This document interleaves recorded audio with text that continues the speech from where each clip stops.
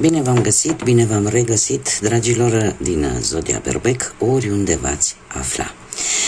Bine ați venit tuturor pe canalul meu, Tarot Flori de Loto. Eu sunt Nina, pentru cei care nu mă cunosc și care poate sunteți pentru prima oară aici pe canal. Și ca de fiecare dată mă bucur să vă alături atât pe dragii mei abonați, cum de asemenea, cum am mai spus, pe cei care poate sunteți pentru prima dată aici pe canalul meu. Azi, așa cum v-am obișnuit, voi face o lectură atemporală, fără limită de timp, o lectură pe care voi să o puteți urmări oricând doriți sau atunci când apare în viața voastră. Desigur, dragilor, nu uitați un lucru important, voi sunteți stăpânii propriei voastre vieți, deciziile voastre vă influențează viitorul, așa că, fiind o lectură generală, vă rog din suflet să luați decât acele mesaje care rezonează cu voi, iar restul lăsați-le să zboare în univers, pentru că sigur sunt pentru alte energii care, într-o mai mică sau mai mare măsură, au o legătură cu Zodia Berbec. Așa că, dragilor, toți cei care aveți Soarele, Luna, Venus, Ascendentul sau oricare alt aspect astral important pentru voi din harta voastră natală și care are legătură cu Zodia Berbec, atunci această lectură este de asemenea și pentru voi.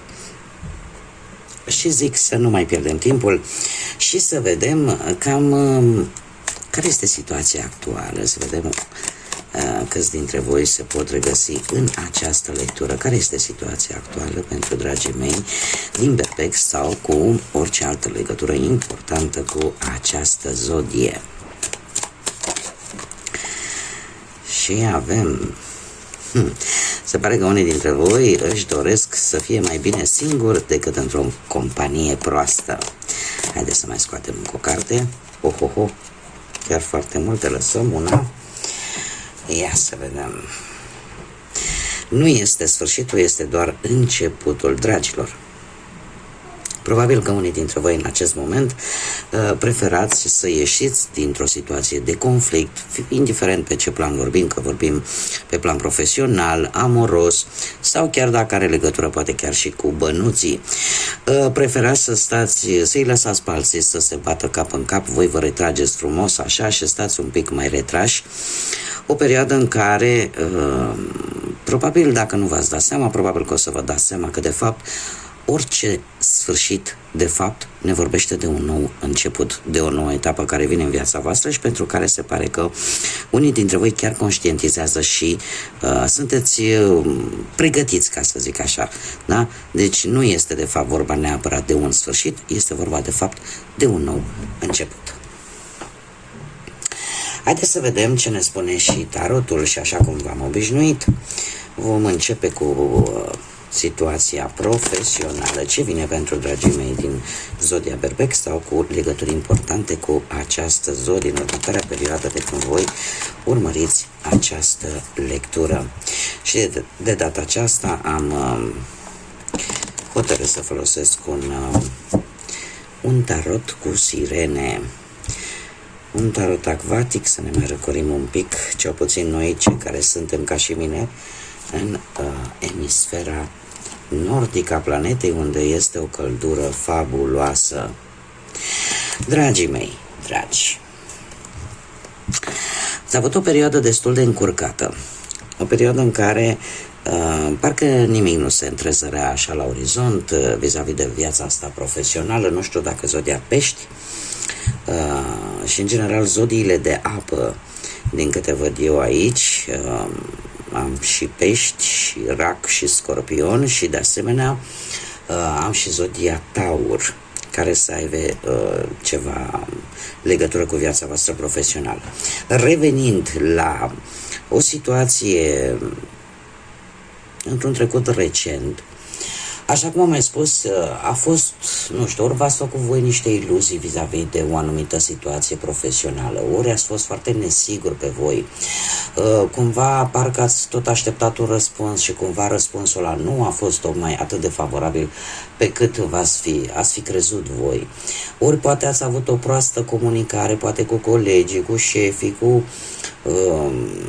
asociații voștri în cazul în care aveți o afacere proprie sau în asociere cu altcineva. Cert este că ați traversat o perioadă în care nu prea ați fost voi în stare să luați decizii foarte importante.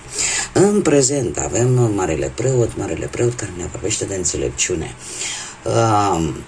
O înțelepciune de a face ceea ce este corect din punct de vedere profesional pentru voi.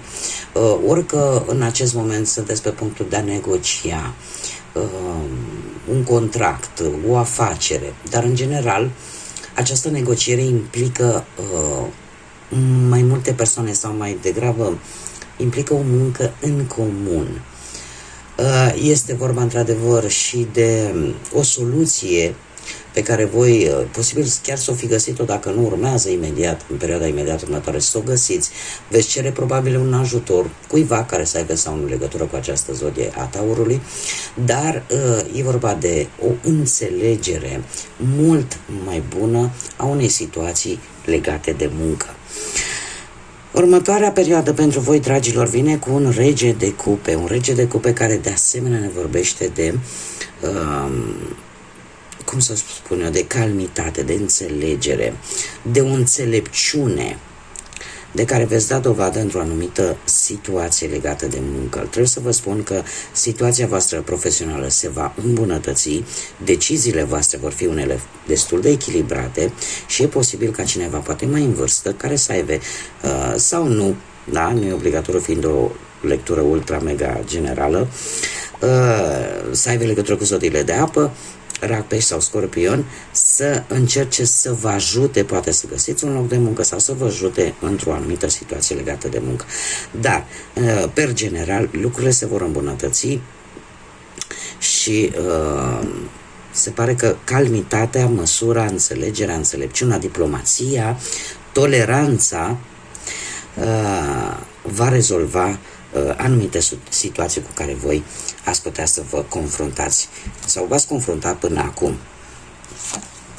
Haideți să vedem pe partea bănuților. Pe partea bănuților se pare că ați avut parte de o pierdere.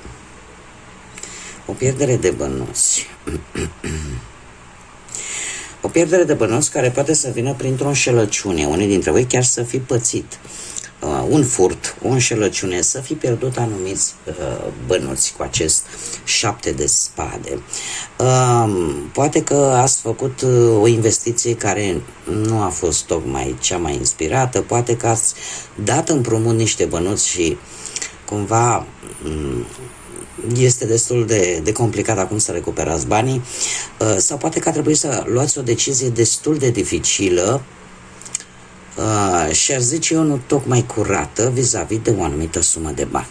În prezent, totuși, avem un 6 de monede care ne vorbește de karmă și cum vorbim despre bani, acest 6 de monede vine și spune că dacă în trecut poate nu ai avut această problemă, este probabil un bun moment ori să recuperezi acei bani, ori să ceri un anumit credit. Da? Dar trebuie să vă spun un aspect important. Acest 6 de monede ne vorbește tare mult, ne vorbește de noroc, ne vorbește de efortul vostru. Așa că dacă situația este una destul de complicată, trebuie să vă spun că banii pot veni dintr-un ajutor. Da? Este ceva karmic.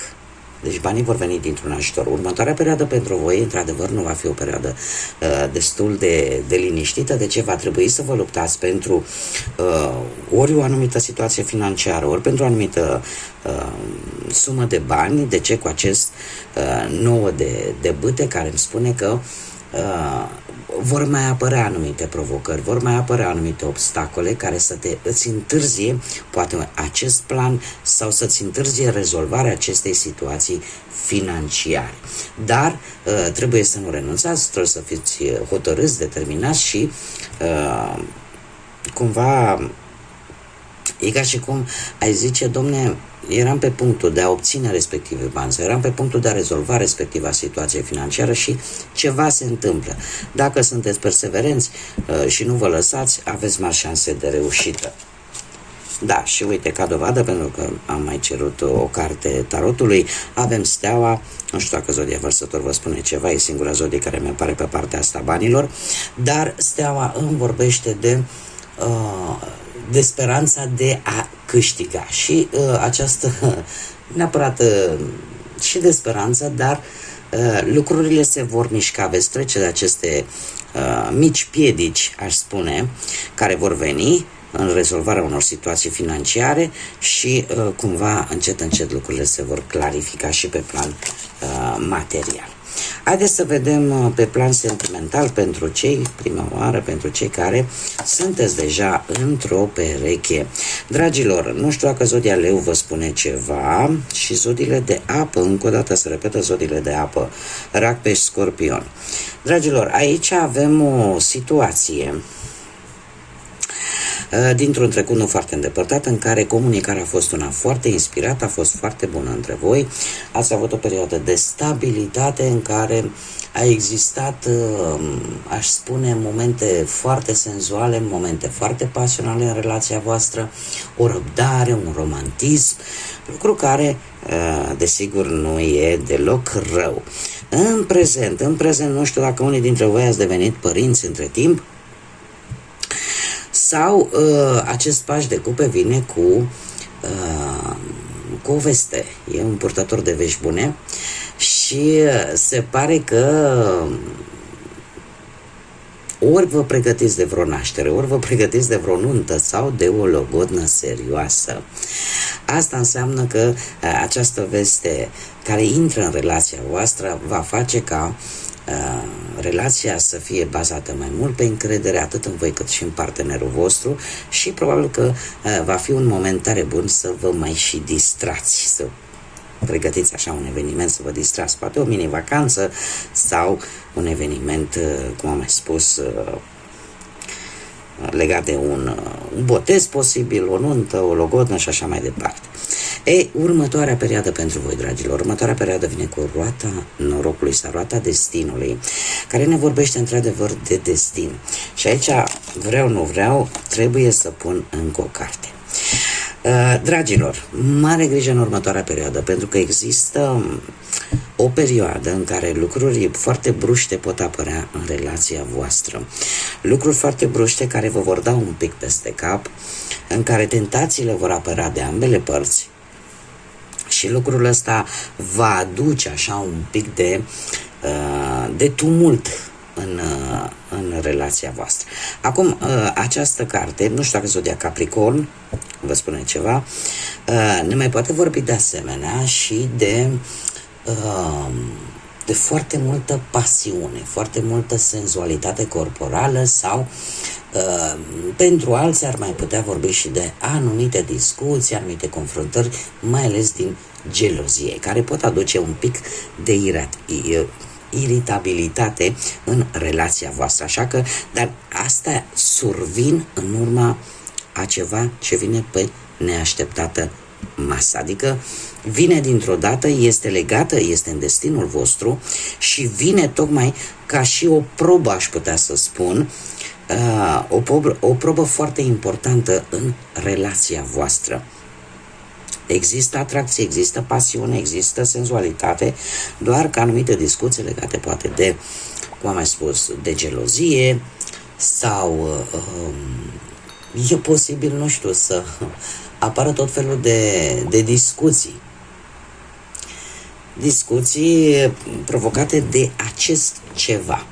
În general, roata destinului sau roata norocului este cartea care nu ne exemplifică în mod clar, Dom'le, se va întâmpla cu tare. Nu, ne spune decât un eveniment neprevăzut, dar care are un rol important.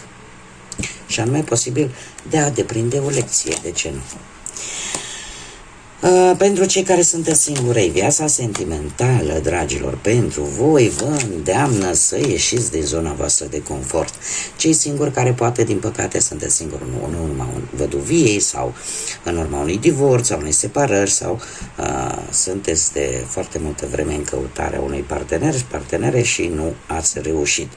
Dragilor, voi v-ați găsit cu ceva timp în urmă motivația de a găsi iubirea, poate, cu acest 3 de bâte, motivația de a ieși din acea zonă în care tot a stat așa stagnați, Eu aș spune că mulți dintre voi poate v-ați focusat foarte mult pe partea asta a muncii și asta cumva va cam împiedica să cunoașteți poate pe cineva nou. Dar ceva v-a făcut, cum am mai spus, să ieșiți așa din zona voastră de confort, chiar dacă în acest moment, cu acest 2 de spade, aveți deja opțiuni destul de dificil de ales. Această responsabilitate de a decide vis-a-vis, cred eu, mai ales pentru că avem și un 7 de monede aici, sunteți la o răscurce. La o răscruce de drumuri. Este foarte interesant faptul că cărțile nu mi-arată niciun personaj. Totuși, îmi spune că într-adevăr există cel puțin 2 opțiuni pe partea sentimentală unde voi trebuie totuși să luați o decizie, să alegeți. Ce veți alege și cum veți alege, asta depinde doar de voi. Ce pot eu să vă spun, că în funcție de alegerea pe care voi o veți face acum sau în perioada imediat următoare, lucrurile se vor desfășura, mare atenție, va fi ca o investiție. O investiție în care persoana inimii voastre să vină către voi. Alegerea pe care voi o veți face nu va avea un rezultat imediat. Da? Nu veți vedea voi așa rezultat foarte rapid. Dar ele vor veni. Dar trebuie să aveți un pic de răbdare pentru că vor veni după un timp. Unii dintre voi sunteți încă prinși în acea mreajă a unei temeri de a nu da greș, de a nu fracasa. Dar trebuie să vă spun că ce se va întâmpla în perioada imediat următoare, pe plan sentimental, pe voi vă va face să fiți mai încrezători, să fiți mai puternici. Și să vă dați seama că totuși o anumită perioadă destul de complicată din viața voastră, încet se termină. Și asta va face, decizia voastră va face ca persoana inimii voastre, cum am mai spus, să se îndrepte către voi. Doar că nu o va face imediat. Vă va trebui un pic de răbdare. Haideți să vedem ce ne spune și acest oracol lunar. Ce mesaj are pentru voi, dragilor, din Berbec? Ia să vedem.